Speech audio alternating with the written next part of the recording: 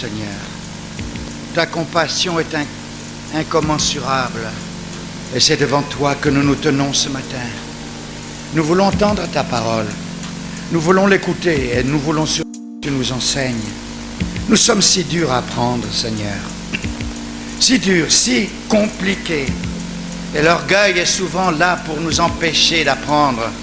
Nous croyons que nous savons tout. Père, s'il te plaît, devant toi nous nous tenons maintenant. Veuille nous enseigner encore. Seigneur, ta patience est salut pour nous. Merci pour ta patience. Car, Seigneur, si tu avais sévi dès le départ, jamais nous ne serions ici. Mais tu as parlé encore. Donne-nous de ne pas mépriser ta patience. Mais Seigneur, de profiter de l'occasion que tu nous donnes encore. Travaille dans nos cœurs. Parle-nous, Seigneur. Parle-nous, Seigneur, au-delà de l'homme, que l'homme disparaisse, que l'homme ne soit pas vu, mais que toi, Seigneur, tu sois vu, senti, entendu. Merci, mon Dieu, au nom de Jésus. Amen. Nous allons lire ensemble dans l'évangile de Matthieu au chapitre 25, la même lecture que nous avions fait il y a 2 dimanches de cela, à partir du verset 14. Nous n'avons pas épuisé le sujet, cette parabole si importante des talents, avec laquelle le Seigneur a enseigné beaucoup de vérités à ses disciples. Nous lirons encore tout à nouveau cette parabole. Il en sera comme d'un homme qui, en partant pour un voyage, appela ses serviteurs et leur confia ses biens. Il donna 5 talents à l'un d'eux, à l'un, 2 à l'autre, et au troisième, et 1 au troisième, à chacun selon sa capacité. Et il partit en voyage. Aussitôt, celui qui avait reçu les 5 talents s'en alla, les fit valoir, et en gagna 5 autres. De même, celui qui avait reçu les 2 talents en gagna 2 autres.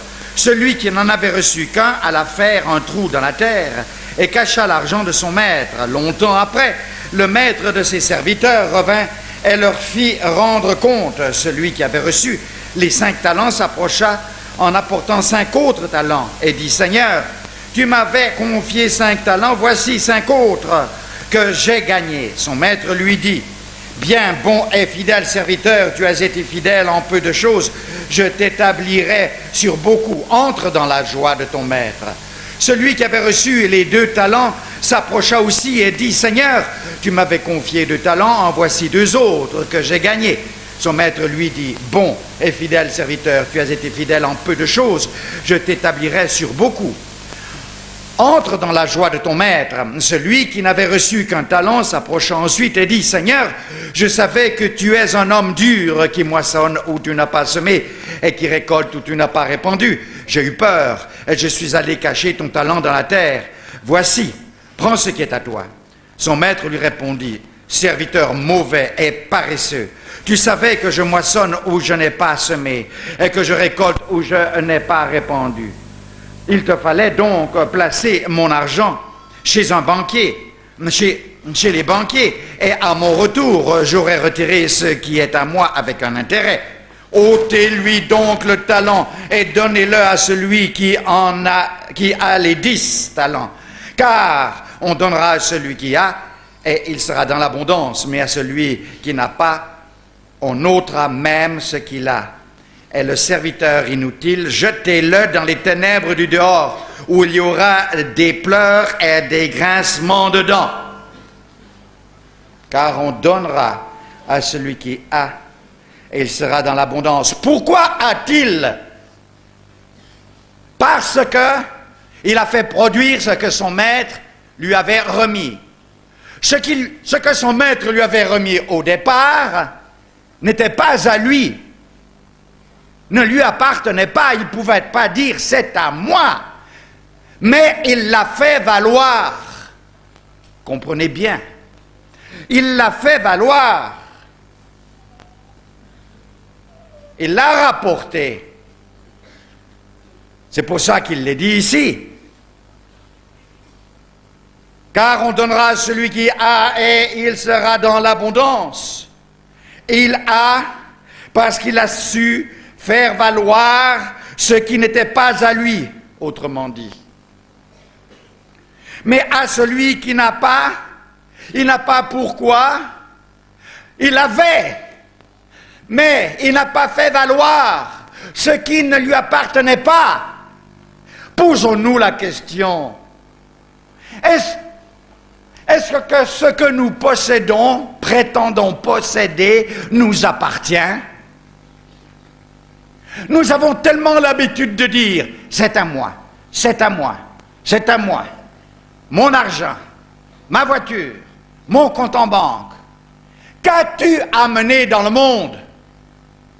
Nu tu es venu dans le monde, et nu tu quitteras le monde. Quel est celui qui emporte les richesses qui prétend être à lui quand il quitte le monde? Peux-tu prétendre que c'est à toi lorsque, quand tu quittes le monde, tu dois tout laisser derrière toi? Non, ce n'est pas à toi. Nous ne sommes que des gérants. Peut-être que nous pouvons posséder beaucoup de biens. Et là, nous devenons des très responsables.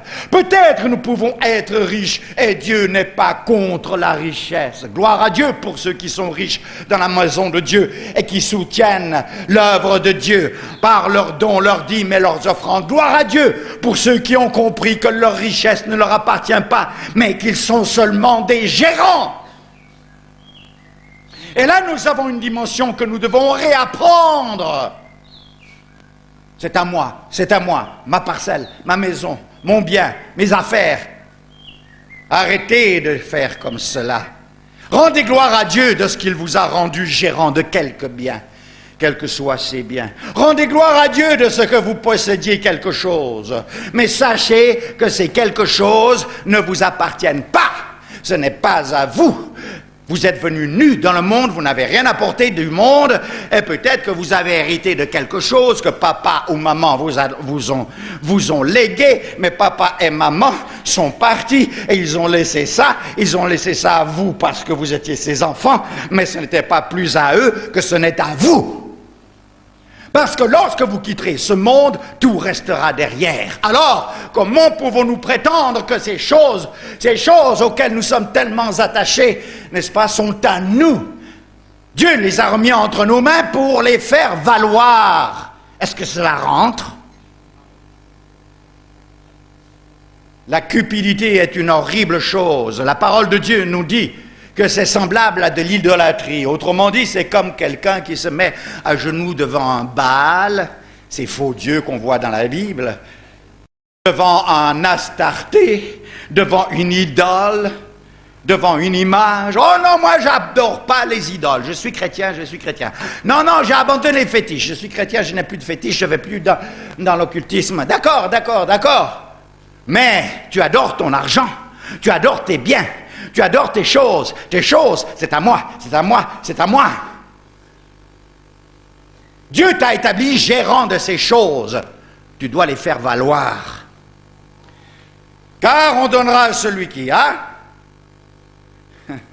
Vous voyez, c'est autre chose dans la vie éternelle. C'est une autre dimension dans la vie éternelle. Quand vous serez dans la vie éternelle, vous pourrez dire c'est à moi. Pourquoi? Parce que vous vivrez éternellement. Alléluia. Alors, c'est pourquoi il est dit, on donnera à celui qui a. Alléluia. Parce qu'à ce moment-là, nous vivrons éternellement. Et ce que nous aurons seront à nous. Et croyez-moi, en ce jour-là, comme nous aurons compris tout ce que nous n'avons pas encore compris, nous n'allons pas nous vanter, parce que nous réaliserons que c'est parce que le roi, le divin maître, nous a tellement aimés qu'il nous a donné. Alléluia. Car on donnera à celui qui a, et il sera dans l'abondance. Mais à celui qui n'a pas, vous voyez, à celui qui n'a pas, il a dit, c'est à moi, mais ce n'est pas à lui. À celui qui n'a pas, mais qui se vante, j'ai de l'argent, j'ai un compte en banque, J'ai des affaires, je manie les affaires, je suis bien connu dans les affaires, j'ai du succès dans les affaires, et patati et patata. À celui qui n'a pas, il prétend avoir mais il n'a pas, c'est pas à lui. On notera même ce qu'il a, on notera ce qu'il prétend avoir, voilà, mais qui n'est pas à lui. Oh, soyons intelligents, je vous en supplie, je vous en conjure, soyons intelligents de l'intelligence de Dieu. Dieu ne veut pas de serviteurs inutiles. Il dit, serviteur inutile, jetez-le dehors.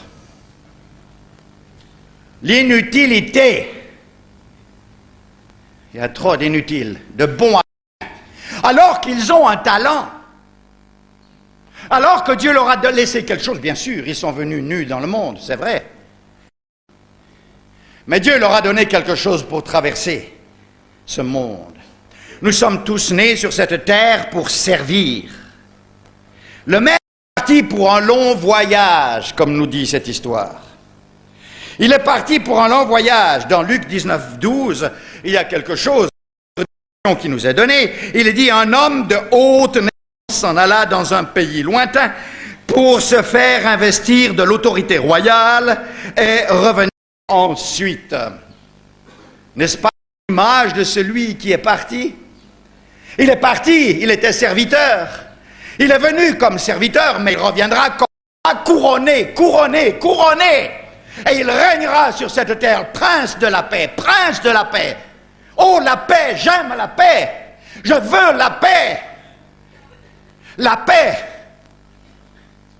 Il y a des pays qui prétendent avoir la paix, mais il y a la guerre dans le cœur des hommes, il y a la guerre dans les foyers, il y a la guerre dans la famille, il y a la guerre qui se multiplie dans les individus et qui, pour finir, fait une guerre.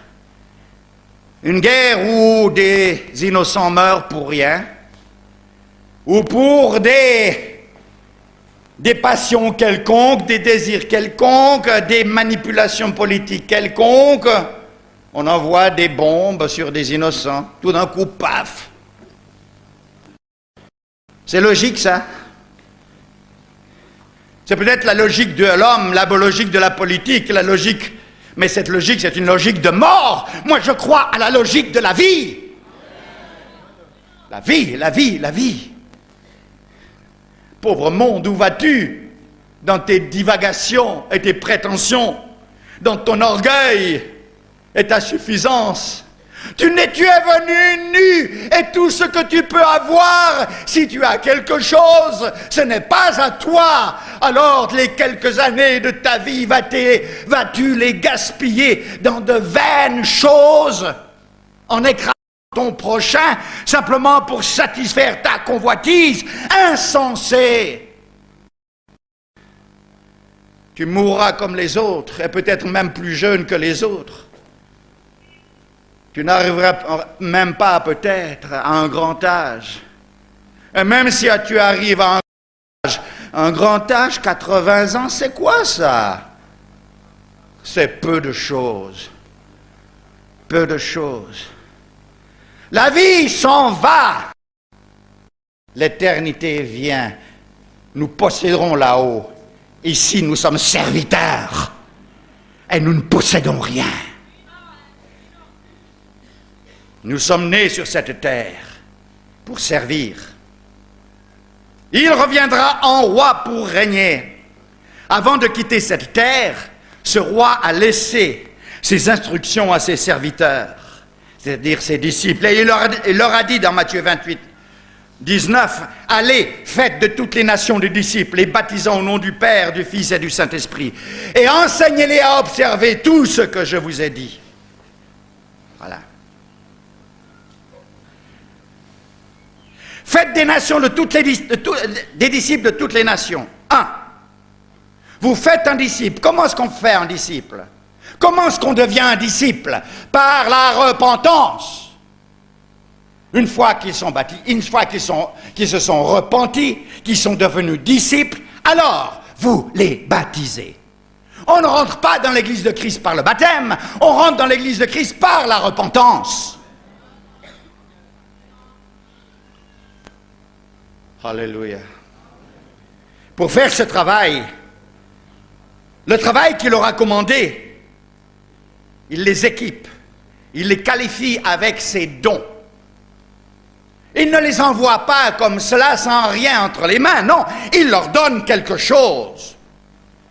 Chacun selon sa capacité, c'est ce que nous dit la parole de Dieu. Il envoie chacun. Il n'y en a pas un ici qui a cru en Jésus-Christ qui peut dire « Dieu ne m'a pas envoyé ». Dieu t'envoie. Seulement à toi de voir le don qu'il t'a donné et exercer ce don et utiliser ce don. Ça ne veut pas dire que parce que tu travailles dans un bureau et que tu as un salaire à la fin du mois, que ceci ne te concerne pas. Non, tu es concerné. Chaque membre de l'Église de Jésus-Christ est concerné pour le salut du monde. Chacun selon ce que le Maître lui a donné.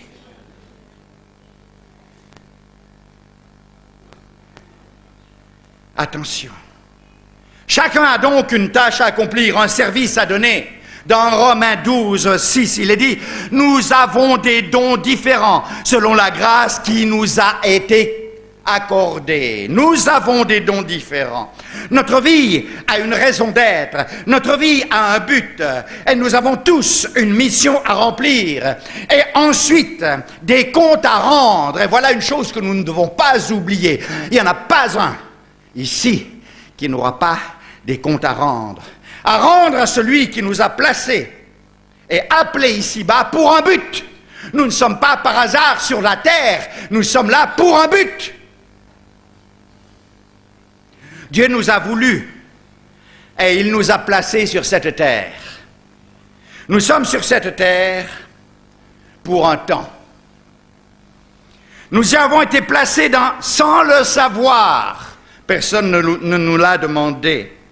Et sans notre consentement. Nous avons été consultés par personne. Personne.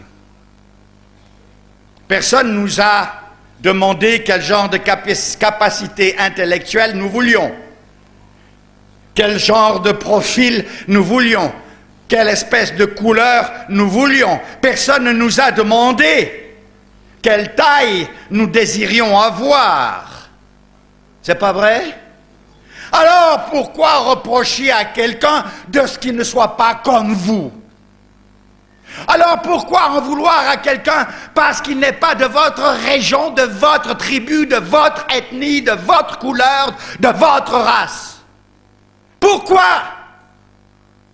Pourquoi alors cette haine raciale, cette haine tribale, cette haine ethnique, cette haine insupportable, comme s'il était coupable d'être ce que vous n'êtes pas? Gloire à Dieu pour les différences. Gloire à Dieu pour les différences. Oh, mes amis, mais Dieu agit avec sagesse. Et ce que Dieu fait bien. Moi, quand je vois un petit pygmée de la forêt, je vois Dieu en lui. Alléluia. Alléluia. Merci Seigneur. Est-ce que vous voyez Dieu dans un Tutsi? Ah, c'est bien.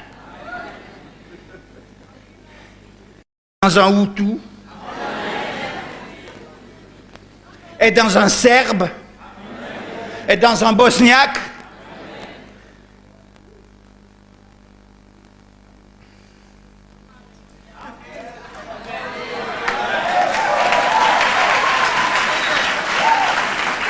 Je ne sais pas dans quelle catégorie me mettre, c'est simple. Je suis un déraciné toute ma vie. Merci Seigneur, tu l'as voulu ainsi. Et je te glorifie, et je veux te glorifier, parce que tout ce que tu fais est bien fait. Frères et sœurs, la haine, à cause des différences, est condamnable devant Dieu. Et tu auras à rendre compte pour cette haine. Personne ne nous a consultés. Personne. Nous sommes venus ici dans ce monde tel que nous sommes. Ceci nous vient ces différences extérieures de l'enveloppe, ces différences extérieures de l'emballage, comme je le disais dimanche passé, viennent par nos parents. L'emballage n'a pas d'importance, ce qui a d'importance, c'est ce qu'il y a dedans.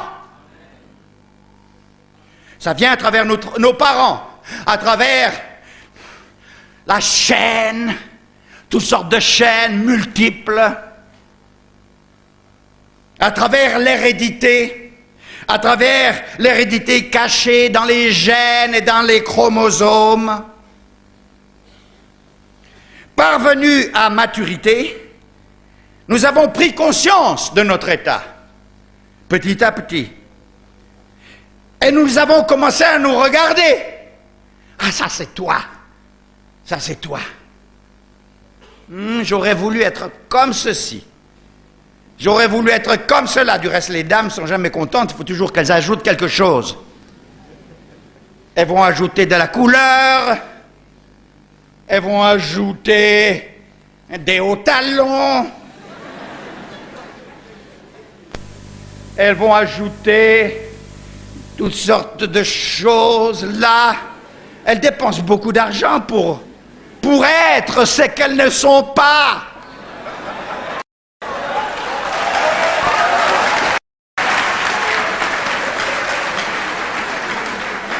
Mais bien sûr, quand elles ajoutent tout cela, ceci veut dire qu'elles n'étaient pas ce qu'elles veulent être. C'est pas vrai?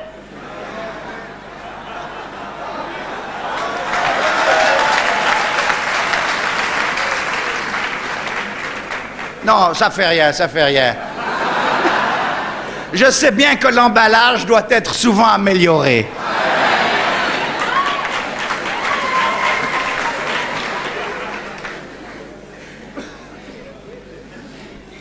Tout cela est peu d'important.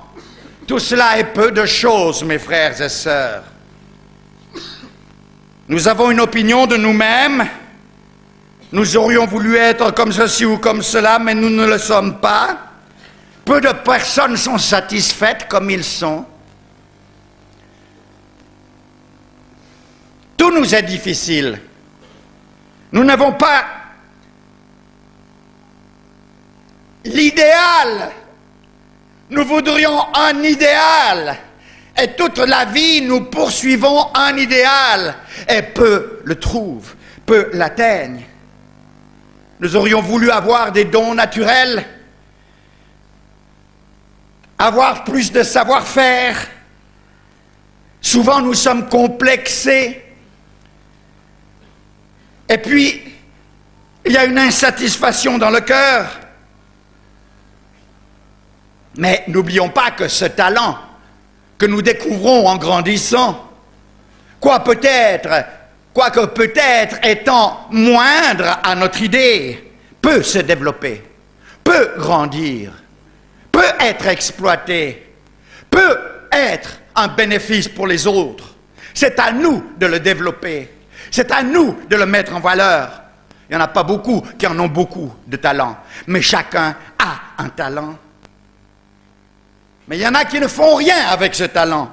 Ils n'ont pas de courage, ils n'ont pas d'initiative, ils n'ont pas d'audace, ils n'ont pas de vision, ils sont paresseux. C'est ce que le maître a reproché à cet homme, paresseux.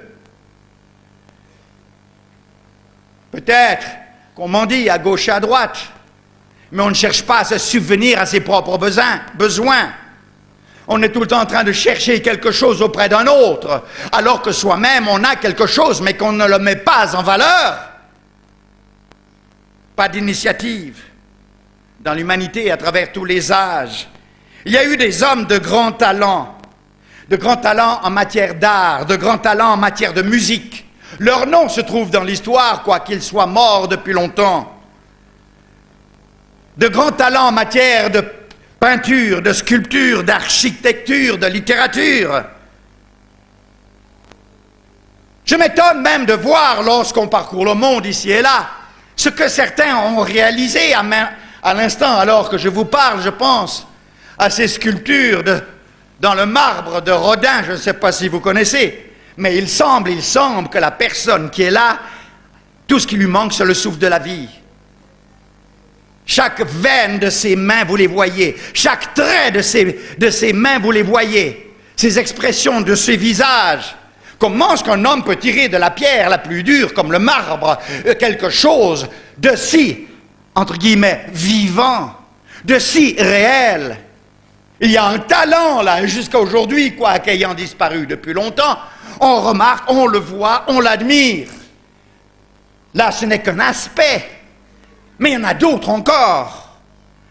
Des talents qui ont élevé l'humanité dans la littérature, dans les inventions de tout genre, qui ont transformé notre monde à travers les siècles. Des inventions de tout genre, des créations de toutes sortes. Ces hommes ont disparu depuis longtemps. Et même souvent, ils n'ont pas retiré le bénéfice purement matériel et financier de leurs inventions. Alors qu'aujourd'hui, on en sort des milliers, des millions, des milliards de dollars. Mais eux, ils sont morts, pour ainsi dire, dans la médiocrité. Mais un talent, le seul qu'ils avaient, a été une bénédiction pour des milliers. Cherchez à voir, c'est extraordinaire. Leur empreinte demeure, alors qu'ils sont partis, pour le bien des générations qui ont suivi. Il y en a eu beaucoup dans la médecine de tels hommes qui ont fait des découvertes extraordinaires et qui ont donné espoir à tant d'hommes et de femmes.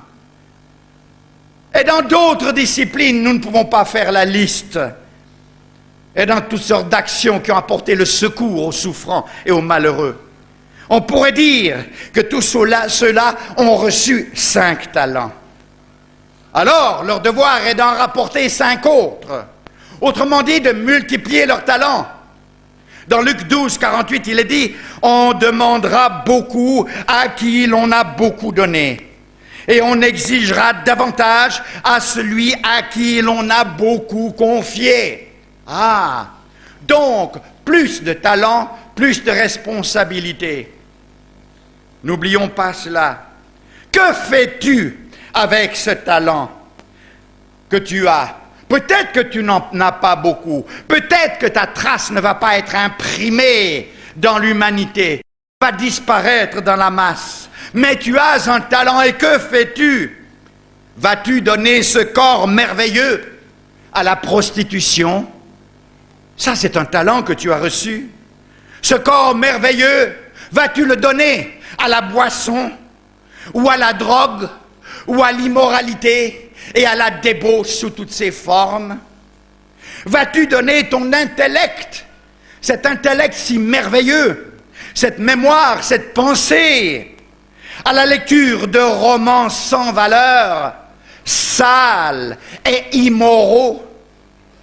Vas-tu te polluer moralement parlant par des films aberrants, dégradants, avilissants, stériles, qui vont simplement détruire en toi tout sens de moralité, tout sens de sainteté, et qui vont exciter ta chair pour mieux la détruire? Vas-tu négliger ton spirituel en faveur d'un matérialisme qui ne donne rien à l'âme, ou te souille dans la dégradation, dans l'esclavage des sciences occultes? Ah, il y a un choix à faire. Oui, tous les hommes sont égaux. Je dis bien, tous les hommes sont égaux. C'est ce que nous croyons, et c'est ce que Dieu a voulu.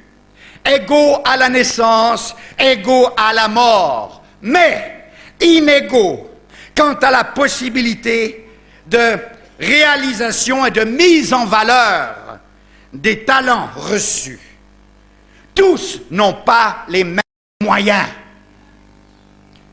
Pas égaux dans les talents, pas égaux dans les moyens et les possibilités de réaliser ces talents.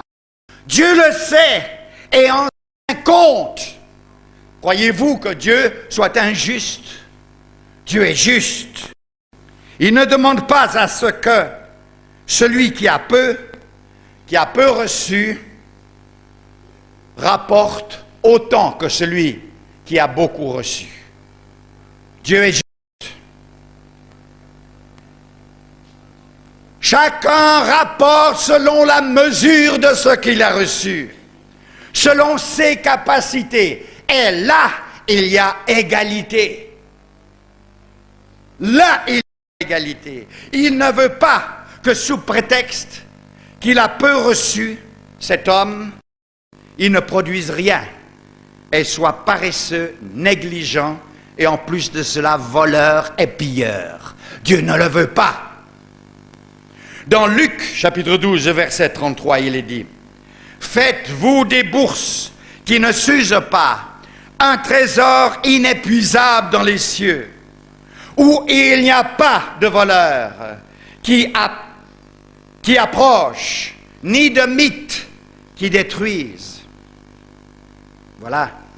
Faites-vous un trésor dans les cieux, un trésor qui demeure, un trésor qui ne connaîtra pas l'inflation, un trésor qui ne connaîtra pas le pillage, un trésor qui ne connaîtra pas la corruption. Celui qui a reçu 5 talents est supposé rapporter 5 autres talents. Celui qui a 2 doit en rapporter 2 autres. Celui qui en a reçu 1 recevra la même récompense que les autres s'il apporte 1 talent supplémentaire, car il y a égalité dans la récompense.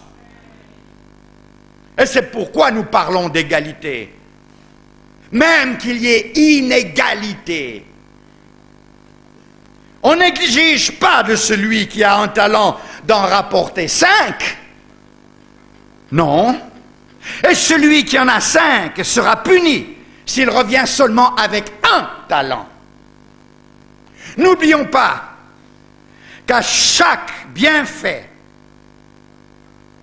qu'à chaque richesse, qu'à chaque possession, qu'à chaque pouvoir et autorité, qu'à chaque talent confié, il y a des responsabilités qui s'y attachent et qu'il y a des comptes à rendre en proportion de la responsabilité, en proportion du talent confié. Il y a des comptes à rendre. Tellement d'hommes désirent le pouvoir, désirent la possession, désirent l'autorité, désirent les biens, sans en vouloir en assumer les responsabilités. Dans la mesure où à un homme il est donné des talents, dans la mesure où il est donné des responsabilités, dans cette mesure, il y a obligation. Obligation envers Dieu, obligation envers son prochain. Nous convoitons les nombreux talents du voisin, comme si nous pouvions avoir ces talents sans obligation et sans charge qui y sont attachés. Le talent, le don, est un fardeau et représente des obligations. Dans Luc, chapitre 12, verset 47, il est dit « Le serviteur qui aura connu la volonté de son maître et qui n'aura pas agi selon sa volonté sera battu d'un grand nombre de coups. » Ah! Il n'y a pas de favoritisme. Chacun a quelques talents. Personne n'a rien. Tous ont quelque chose. Chacun a quelque chose. Et un talent n'est pas peu de choses. Qui sait peut-être qu'un homme avec un seul talent aura une impact plus forte sur la société que celui qui en a 5. Frères et sœurs, ce sont des choses sérieuses desquelles nous parlons. Il y aura évaluation et il y aura récompense. Ne disons pas qu'il y a injustice à cause de l'inégalité des talents. Non, chacun selon sa capacité. Dieu ne vous donnera pas ce que vous ne pouvez produire. Voyons plutôt l'égalité dans la récompense. La vraie satisfaction est l'approbation du maître. Que dit-il? C'est bien, bon et fidèle serviteur. Tu as été fidèle en peu de choses. Je te confierai beaucoup. Entre dans la joie de ton maître. Oui, ton maître est dans la joie. Parce que tu as été un serviteur fidèle. Et de même que tu m'as procuré de la joie, moi, je te procure de la joie. Mais ma joie que je te procure, Seigneur, est peu de choses vis-à-vis de la joie que toi tu me procures, la vie éternelle, la gloire éternelle, une richesse qui ne périt jamais, et une richesse qui sera à moi. Alléluia. Les mêmes paroles sont adressées à celui qui avait les 2 talents qu'à celui qui en avait 5. Celui qui en avait 2 et qui était fidèle a eu les mêmes paroles, la même appréciation que celui qui en avait 5. Il n'y a aucune marque de différence ou de niveau, aucune distinction particulière pour l'un qui ne soit pas pour l'autre. C'est un nouveau système d'évaluation. Souvenez-vous de la veuve. Lorsque Jésus se tenait là près du tronc du temple, alors que les gens sortaient, il a remarqué ceux qui donnaient beaucoup d'argent. Il n'a rien dit. Mais il a vu une veuve qui est venue apporter une toute petite pièce. Une toute petite pièce. Vous savez, ces petites pièces en cuivre de 1 centime, là, qu'on voit des fois là-bas en Amérique, dans ces pays. Hein? Nous, il y a longtemps qu'on a passé ce stade-là. Notre billet de 5000 zaïrs représente peut-être moins d'1 centime, je ne sais pas, mais enfin. Il a vu cette petite femme qui apportait cette petite pièce et qui l'a mise dans le tronc des offrandes du temple. Jésus l'a vue et il a dit qu'elle avait donné plus qu'eux tous ensemble. La traduction exacte du texte est exactement cela. Elle a donné plus qu'eux tous ensemble. Par quelle échelle est-ce que Jésus mesure? Par quel genre d'évaluation juge-t-il? En valeur monétaire, elle a donné moins que tous. En valeur monétaire, son offrande est vraiment minable. Qu'est-ce qu'on peut faire avec une toute petite pièce?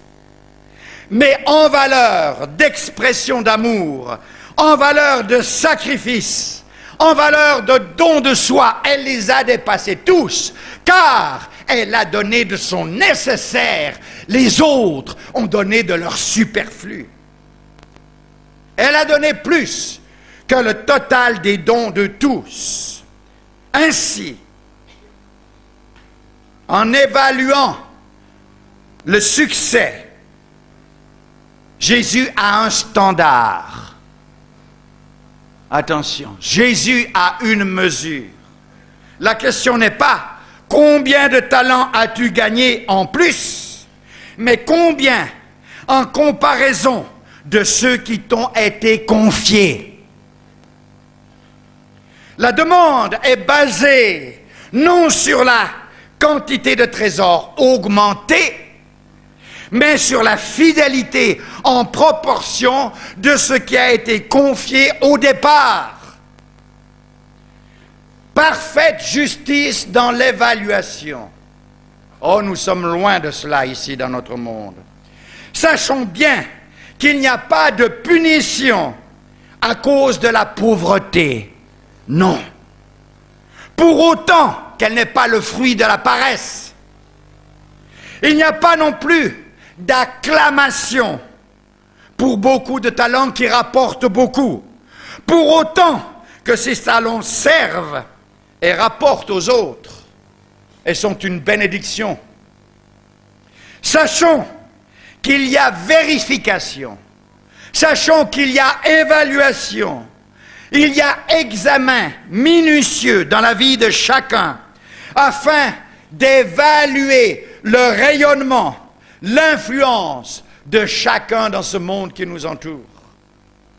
en matière de fidélité, avec peu ou avec beaucoup. La même récompense est donnée.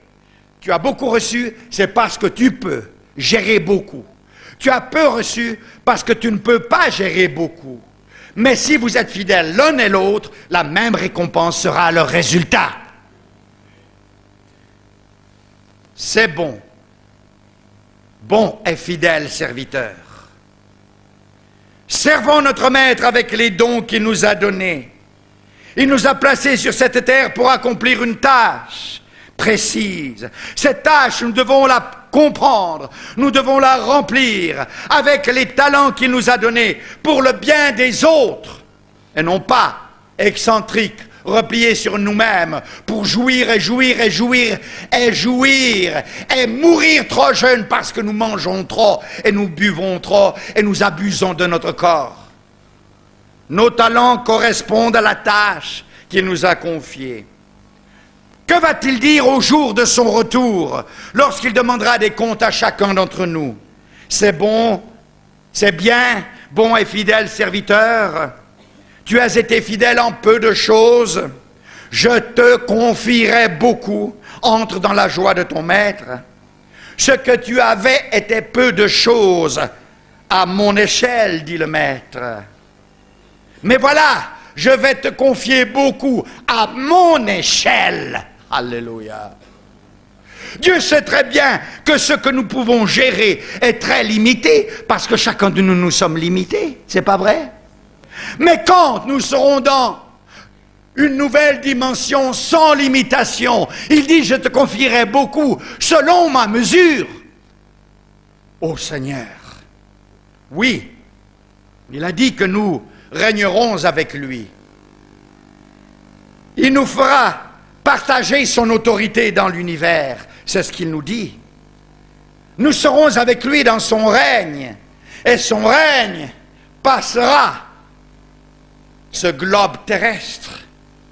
Il régnera dans l'univers. Et qu'y a-t-il dans l'univers? Nous le saurons un jour.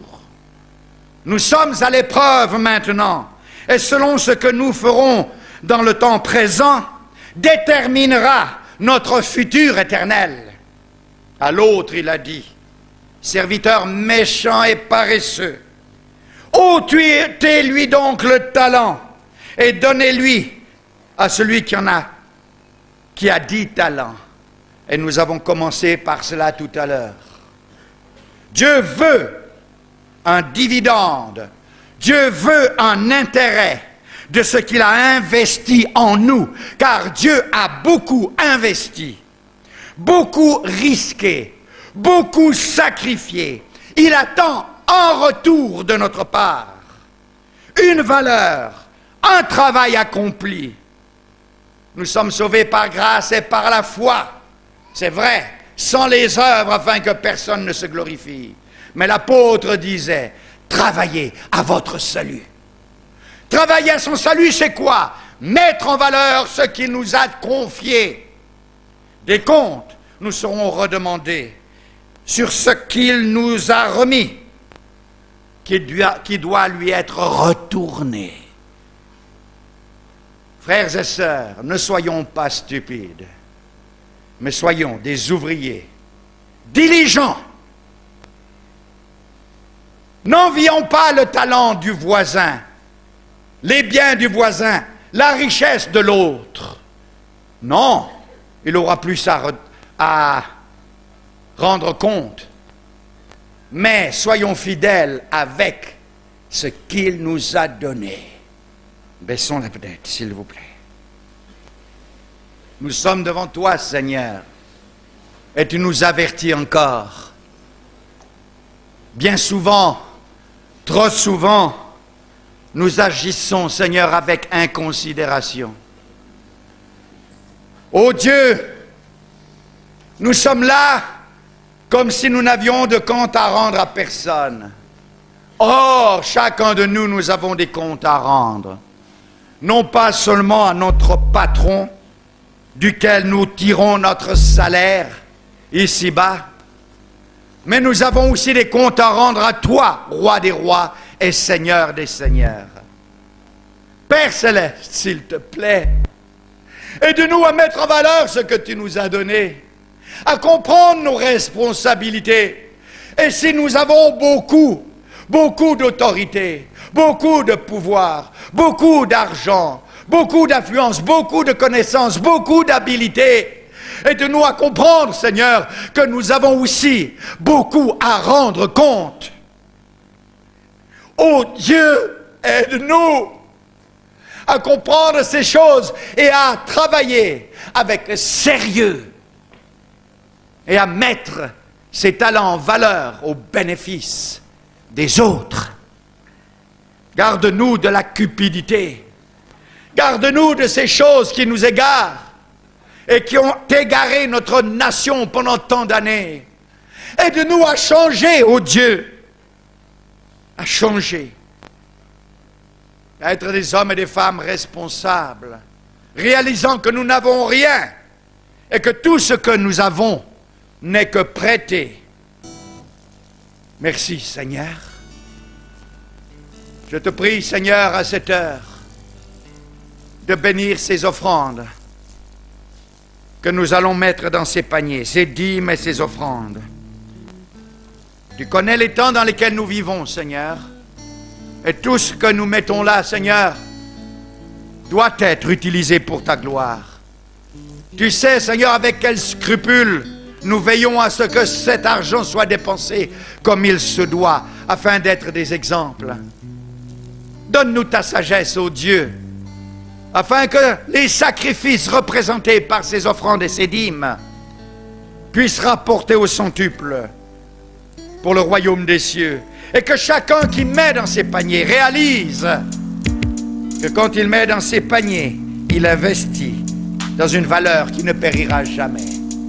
Merci pour le privilège de donner, Seigneur, au nom de Jésus.